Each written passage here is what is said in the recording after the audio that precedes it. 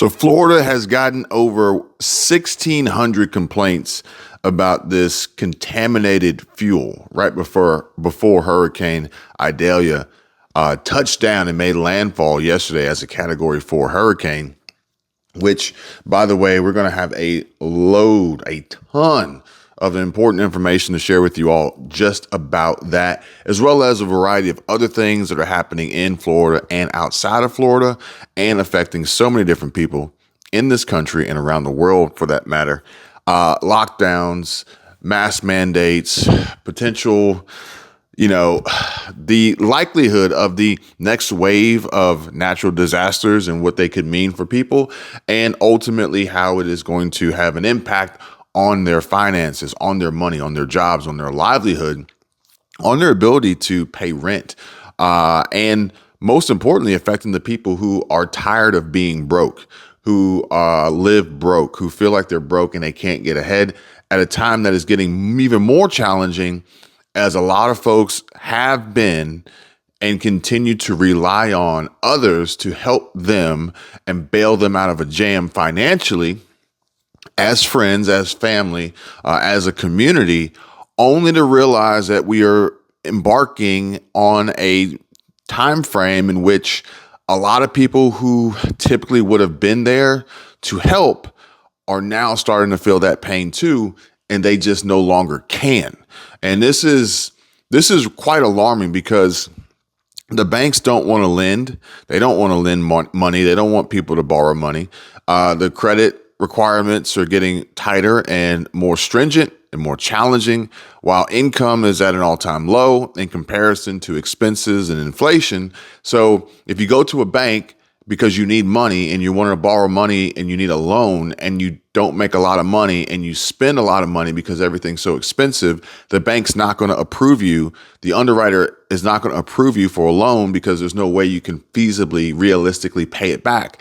And the banks know the direction that we're heading, that is going to be even more of a financial and economic burden, a economic crisis, a financial collapse for households' balance sheets that don't have the money, who don't have the income, who don't have the investments and dividends coming in and passive income streams, while we are experiencing a record low on American savings. It's a perfect storm for what they have planned, what they have in store, what they have been working on for quite some time now, which is ultimately a wipeout and a reset. But the Florida gas problem, the gas contamination, is a big deal. And it ties into this exactly. So again, guys, if you guys want to have the conversation and discussion about money and making money, we can have that conversation. My info is in the description down below. But dozens of Florida gas stations have received contaminated fuel. Now, this is obviously terrible. This is bad because, number one, this is at a time where fuel was already a scarce resource as folks are being told to evacuate before hurricane. And lots of damage is done. I even heard that a tree fell on the governor of Florida's mansion, which is crazy to believe. But, some people would say karma. But we'll talk about that later on. Probably going to be a live stream. So make sure you're subscribed and make sure you got your notifications turned on. And yes, you do have to be a subscriber to chat in the live stream. So go ahead and make sure you're a subscriber so you can engage in the chat with all of us and talk about these things together. So here's the crazy part about it.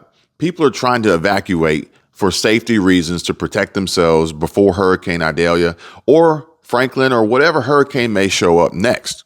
And the sad part about it is that they can't because their cars don't run because they have contaminated fuel. Now, I'm going to tell you this story from experience. And here's the problem. I ran a business, a company, and I had a fleet of trucks. The trucks were Ford F-250 Power Stroke turbo diesel trucks, 2,500 heavy duty trucks, and they were all diesel.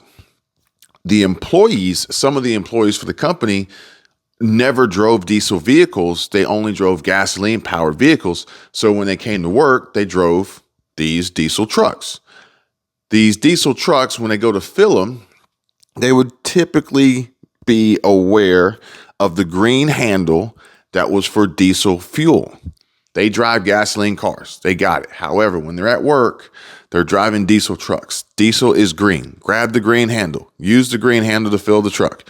Never a problem until they go to fill up at a BP gas station or fuel station. And for some reason, BP chose to make their regular handles green and their diesel handles black. I don't know why BP did this. So the workers grab the green handle because they've been trained to use the green handle, or at least they've trained themselves to use the green handle. And then they end up putting gasoline in the fuel tank of these Ford F-250 diesel trucks. And that's a problem. And here's why. Diesel engines need diesel fuel. Gas engines need gas fuel. They do not mix. They do not work together. Now, there may be some, remedies for this, some little hacks and tricks that people will, share on the internet of how you can make it work, but it's not good for the engine.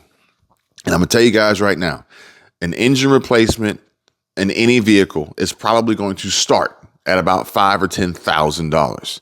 And depending on what vehicle it is, we could see engine replacements getting up to $30,000, $40,000, maybe even $50,000 when you take into account the age of the vehicle, the cost of the parts, and the labor. The labor is huge, okay? And then you got downtime. So if you completely destroy the engine, you're going to replace it. You're not going to rebuild it. Odds are you're not going to rebuild it. But even if your engine's fine, even if it's safe, you know how much it costs every time there was a problem because someone put the wrong fuel in a truck? Not only did it cost in opportunity cost because we weren't able to get work done and we had to borrow trucks or rent trucks or whatever it was, the costs included the fuel. So you spend $100 or more to fill up a tank with the wrong fuel. So you had to pay $100, which that fuel is useless now, okay? Then you had to pay a couple, $300 for a tow to a dealership or service station, repair station.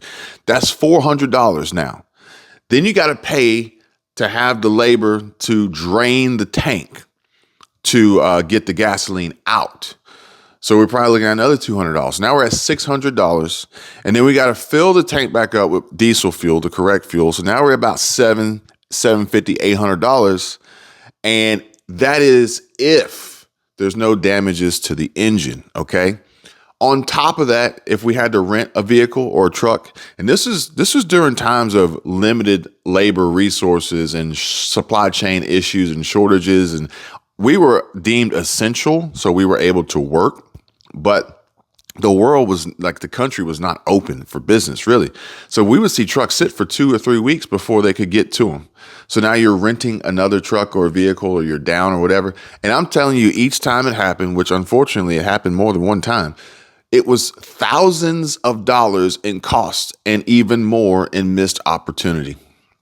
And it's terrible because this is the exact same thing that's going to happen or has happened to people in Florida who filled up with this contaminated fuel as they're attempting to evacuate for safety reasons if they've even made it out.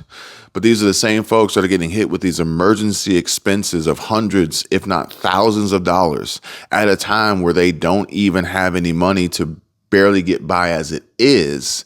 So then you get hit with this emergency expense. Now, granted, although they say that these customers will be made whole, supposedly, but I'm not holding my breath on that. And I still got to get where I'm going.